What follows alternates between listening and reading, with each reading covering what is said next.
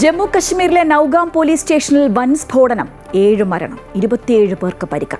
5 പേരുടെ നില അതീവ ഗുരുതരം. മരിച്ചവരിൽ പോലീസുകാരും ഫോറൻസിക് ഉദ്യോഗസ്ഥരും. പൊട്ടിത്തെറി. ഫരീദാബാദിൽ നിന്ന് പിടിച്ചെടുത്ത അമോണിയം നൈട്രേറ്റ് ഉൾപ്പെടെയുള്ള വസ്തുക്കൾ പരിശോധിക്കുന്നതിനിടെ പോലീസ് സ്റ്റേഷനും വാഹനങ്ങളും കത്തിയമർന്നു. ചെങ്കോട്ട സ്ഫോടനത്തിൽ കസ്റ്റഡിയിലുള്ള 3 ഡോക്ടർമാരെ ഡൽഹിയിലെത്തിച്ച് ചോദ്യം ചെയ്യാൻ NIA. ഡോക്ടർമാരുടെ രജിസ്ട്രേഷൻ നാഷണൽ മെഡിക്കൽ കമ്മീഷൻ റദ്ദാക്കി. ഭീകരൻ ഉമറിന്റെ വീട് സുരക്ഷാസേന തകർത്തതിനെ വിമർശിച്ച് മുഖ്യമന്ത്രി ഒമർ അബ്ദുള്ള.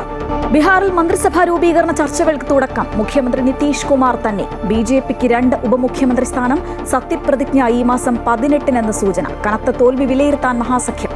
ശബരിമല സ്വർണ്ണക്കൊള്ളയിൽ ദേവസ്വം മുൻ പ്രസിഡന്റ് A. പത്മകുമാർ ഇന്ന് SITക്ക് മുന്നിൽ ഹാജരാകും. പത്മകുമാറിന്റെ അറസ്റ്റിന് സാധ്യത. പുതിയ ദേവസ്വം ഭരണസമിതി പ്രസിഡന്റായി K. ജയകുമാർ ഇന്ന് ചുമതലയേൽക്കും.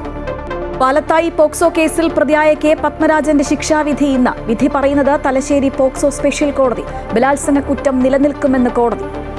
കൊൽക്കത്ത ടെസ്റ്റിൽ പിടിമുറുക്കാൻ ഇന്ത്യ. 1-ാം ഇന്നിംഗ്സിൽ ദക്ഷിണാഫ്രിക്ക 159 റൺസിന് പുറത്ത്. മറുപടി ബാറ്റിംഗിൽ ഇന്ത്യ 1 വിക്കറ്റിന് 37 റൺസ് എന്ന നിലയിൽ.